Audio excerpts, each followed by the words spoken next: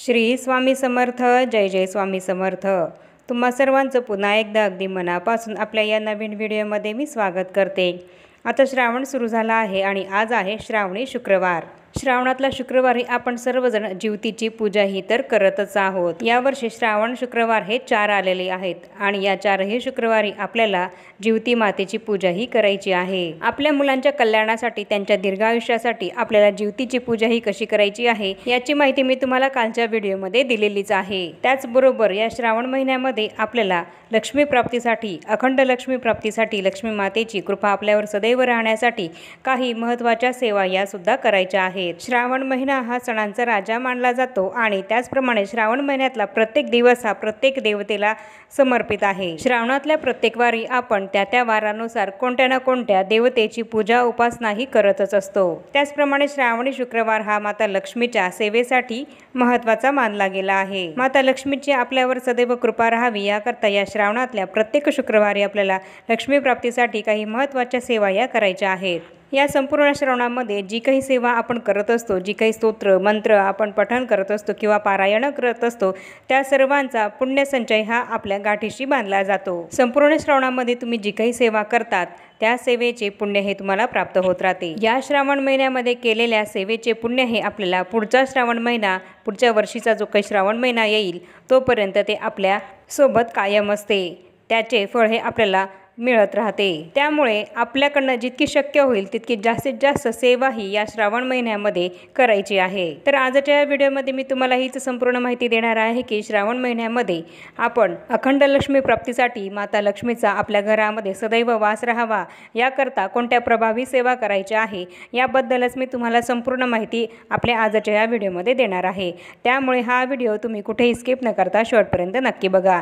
आणि जर तुमच्या घरामध्ये कुठल्याही आर्थिक अडचणी असतील, खूप कर्जबाजारी तुम्ही झालेले असाल किंवा पैसा तुमच्या घरामध्ये येत असेल पण तो टिकत नसेल, कोणत्या ना कोणत्या मार्गाने तो लगेच खर्च होत असेल, किंवा तुमचा एखादा व्यवसाय असेल, छोटा का होईना व्यवसाय असेल आणि त्यामध्ये तुमची प्रगती होत नसेल, आणि जर तुम्ही नोकरी करत असाल तर त्या नोकरीमध्ये हवा तसा पगार हा तुम्हाला मिळत नसेल, प्रमोशन तुमचं होत नसेल, खूप आर्थिक समस्यांनी तुम्ही जर ग्रासलेले असाल तर यासारख्या ज्या काही सगळ्या समस्या आहेत त्या सगळ्या समस्या तुमच्या श्रावण महिन्यातल्या या सेवेने नक्कीच दूर होतील. श्रावणातल्या प्रत्येक शुक्रवारी तुम्ही ही जी काही लक्ष्मी प्राप्तीसाठी सेवा कराल त्या सेवेने तुमची आर्थिक परिस्थिती 100% ही सुधारेलच. त्यामुळे मी जे काही या तुम्हाला सेवा सांगणार आहेत त्या सेवा तुम्ही चुकवू नका.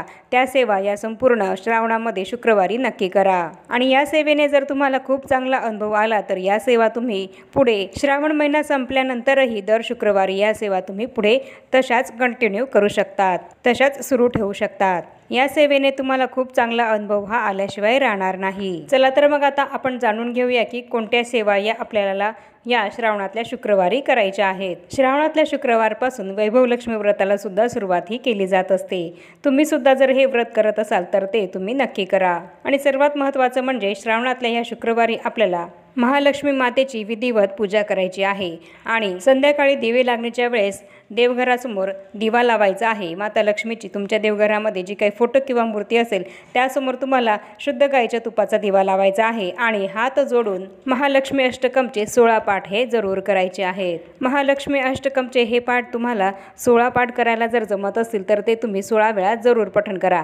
नाहीच तुम्हाला 16 वेळा पठण करायला जमत असेल तर तुम्ही निदान 11 किंवा 5 वेळा तरी तुम्ही महालक्ष्मी अष्टकम नक्की पठण करा. एक वेळा महालक्ष्मी अष्टकम पठण करण्यासाठी अगदी 4 ते 5 मिनिट हे लागत असतात. त्यामुळे या सेवेला खूप वेळ हा काही लागणार नाही. आणि वैभव लक्ष्मी व्रताचं जे काही पुस्तक आहेत त्या पुस्तकामध्ये हे महालक्ष्मी अष्टकम दिलेलं आहे. तिथे पाहून तुम्ही म्हणू शकतात. नाहीच शक्य झालं तर यूट्यूबला सर्च करून तिथे पाहून सुद्धा तुम्ही हे महालक्ष्मी अष्टकम जरूर पठण करा. संध्याकाळची वेळ ही दिवे लागण्याची वेळ माता लक्ष्मी आपल्या घरामध्ये प्रवेश करण्याची वेळ असते. त्यामुळे तुम्ही याच वेळेस लक्ष्मी प्राप्तीसाठी जी काही सेवा मी ही सांगत आहे ती सेवा तुम्ही नक्की करा. आणि या सेवेसाठी आपल्याला 4ही शुक्रवारी एकच वेळ ही निश्चित करून त्याच वेळेला दर शुक्रवारी ही सेवा पूर्ण करायची आहे. तुमच्या देवघरामध्ये जर लक्ष्मी मातेची मूर्ती किंवा फोटो नसेल तर श्रीयंत्र किंवा आपल्या कुलदेवीचा फोटो हा तर असतोच. त्यामुळे आपल्या देवघरासमोर बसून धूपदीप लावून त्यानंतर ही महालक्ष्मी अष्टकमची सेवा आपल्याला सुरू करायची आहे। आणि गाईचं शुद्ध तूप जर तुमच्याकडे नसेल तर तुम्ही तेलाचा दिवा हा सुद्धा लावला तरीसुद्धा चालेल, पण शक्य झाल्यास गाईच्या शुद्ध तुपाचा दिवाच लावण्याचा तुम्ही प्रयत्न करा।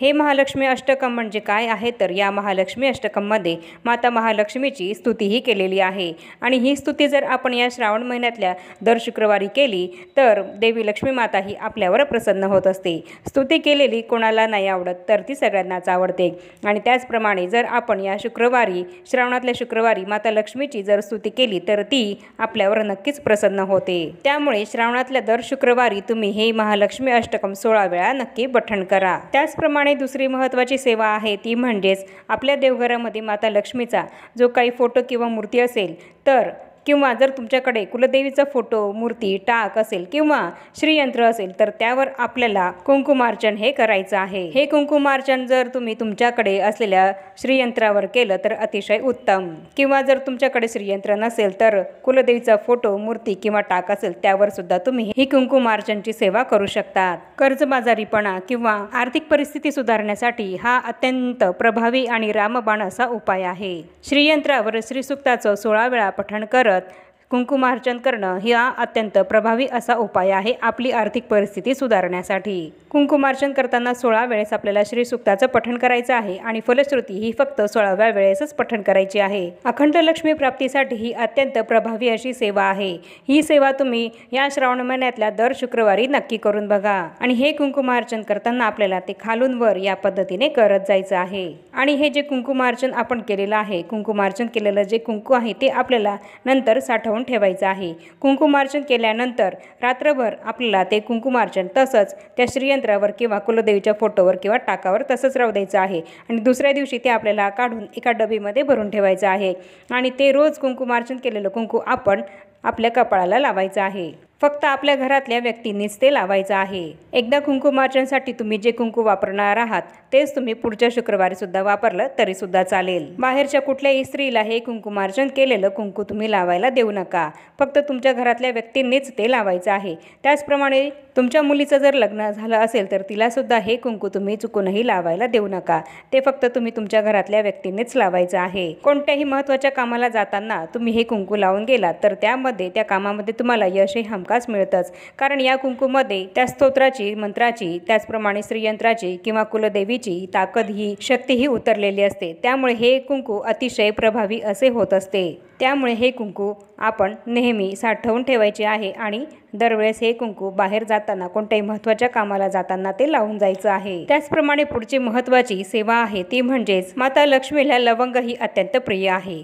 त्यामुळे या दर शुक्रवारी श्रावणातल्या शुक्रवारी आपल्याला माता लक्ष्मीला 11 लवंगा या अर्पण करायच्या आहेत आणि ह्या 11 लवंगा घेताना आपल्याला त्या कुठेही तुटलेल्या फुटलेल्या न घेता अखंड आणि फुल असलेलीच लवंग ही घ्यायची आहे। एक लवंग आपल्या हातामध्ये घ्यायची आहे आणि त्यानंतर ओम श्री महालक्ष्मी नमः या मंत्राचा जप करायचा आहे किंवा तुम्ही कमलात्मक मंत्राचा सुद्धा जप हा करत ती लवंग माता महालक्ष्मीला अर्पण करायची आहे। या पद्धतीने 11 वेळा एक लवंग आपल्या हातामध्ये घेऊन तुम्हाला जो मंत्र हा म्हणता येत असेल तो मंत्र म्हणून ती लवंग माता लक्ष्मीला अर्पण करायची आहे। हा कमलात्मक मंत्र असा आहे, ओम श्रीम ह्रीम श्रीम कमले कमलालये प्रसिद्ध श्रीम ह्रीम श्रीम महालक्ष्मी नमः। हा असा कमलात्मक मंत्र म्हणून तुम्ही महालक्ष्मीला 11 लवंगा या अर्पण करायच्या आहेत। हे दोघेही मंत्र मी तुम्हाला डिस्क्रिप्शनमध्ये लिहून देत आहे, तिथे पाहून तुम्ही ते म्हणू शकतात। आणि या ज्या काही लवंगा आपण लक्ष्मी देवीला अर्पण केलेल्या आहेत त्या लवंगा आपण दुसऱ्या दिवशी तिथून उचलायच्या आहे आणि आपल्या घरातल्या प्रत्येक व्यक्तीने ती लवंग खायची आहे। रात्रभर त्या लवंगा आपल्याला तशाच राहू द्यायच्या आहे आणि दुसऱ्या दिवशी उचलून त्या खायच्या आहेत। आणि तसंच तुम्हाला जर शक्य असेल तर तुम्ही व्यंकटेश स्तोत्र हे सुद्धा जरूर पठण करा आणि तसंच विष्णू सहस्रनाम हे सुद्धा पठण करा, कारण ज्या घरामध्ये माता लक्ष्मीसह श्रीहरी विष्णूंची पूजा होत असते तिथे माता लक्ष्मी अखंड वास करते। त्यामुळे एक वेळेस व्यंकटेश स्तोत्राचे हे पठण तुम्ही नक्की करा आणि एक वेळेस विष्णू सहस्रनाम सुद्धा नक्की पठण करा। त्याचप्रमाणे 99 मंत्राचा सुद्धा एक माळ जप करा आणि तसंच लक्ष्मी गायत्री मंत्र ओम महालक्ष्मीचे विद्महे विष्णू पत्नीचे धीमहि तन्नो लक्ष्मी प्रचोदयात याची सुद्धा एक माळ ही नक्की करा। आणि जर तुम्हाला शक्य होत असेल तर तुम्ही या दिवशी देवी लक्ष्मी मातेला खिरीचा नैवेद्य हा जरूर अर्पण करा आणि लक्ष्मी मातेची आरती सुद्धा नक्की करा। खीर ही माता लक्ष्मीला अत्यंत प्रिय आहे, त्यामुळे तुम्ही या दिवशी लक्ष्मी मातेला खिरीचा नैवेद्य हा नक्की अर्पण करा। तर याप्रमाणे या ज्या काही सगळ्या सेवा मी तुम्हाला सांगितल्या आहेत अखंड लक्ष्मी प्राप्तीसाठी, त्या सेवा तुम्ही श्रावणातल्या दर शुक्रवारी नक्की करा। तुमच्या आर्थिक ज्या काही समस्या असतील त्या समस्या या सगळ्या सेवेने नक्की दूर होतील। ज्यांना वारंवार आर्थिक संकटांचा सामना हा करावा लागत असेल तर त्यांनी या ज्या काही सेवा आहेत त्या आवर्जून करायच्याच आहेत। या सेवेने त्यांचे दारिद्र्य हे नक्कीच दूर होईल आणि माता लक्ष्मीचा अखंड आशीर्वाद हा त्यांना प्राप्त होईल। त्यांच्या घरामध्ये माता लक्ष्मीचा अखंड वास हा कायम राहील। या सेवेने तुमची आर्थिक परिस्थिती ही नक्कीच सुधारेल। म्हणूनच या सगळ्या सेवा तुम्ही नक्कीच करा। सगळ्या नाही जमल्या तर निदान जी सेवा तुम्हाला करायला जमत असेल ती तर नक्कीच करा। तर याप्रमाणे आजच्या या व्हिडिओमध्ये मी तुम्हाला हीच संपूर्ण माहिती दिली आहे की अखंड लक्ष्मी प्राप्तीसाठी आपल्याला दर श्रावणी शुक्रवारी कोणती सेवा ही करायची आहे माता महालक्ष्मीची, याबद्दल संपूर्ण माहिती ही दिली आहे। त्याप्रमाणे तुम्ही सेवा ही नक्की करा। आणि आता या छोट्याशा माहितीसह आजचा हा व्हिडिओ आपण इथेच थांबवूया। चॅनलवर जर तुम्ही पहिल्यांदाच आला असाल तर चॅनलला जरूर सबस्क्राईब करा आणि या व्हिडिओला जास्तीत जास्त लाईक आणि शेअरसुद्धा जरूर करा। आणि भेटूया पुन्हा अशाच नवीन एका माहितीपूर्ण आणि महत्त्वपूर्ण व्हिडिओसोबत। तोपर्यंत सर्वांना श्री स्वामी समर्थ।